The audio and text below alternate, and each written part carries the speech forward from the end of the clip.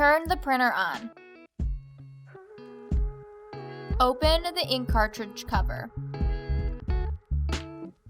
Press the levers down to remove the used ink cartridges.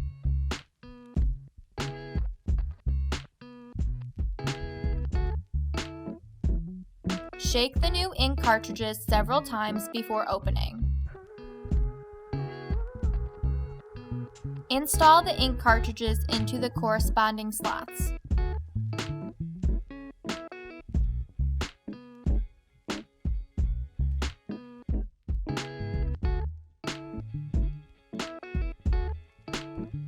Close the ink cartridge cover.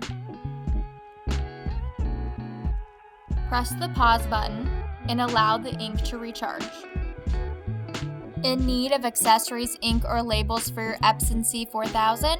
Visit smithcorona.com or give us a call at 1-800-875-7000.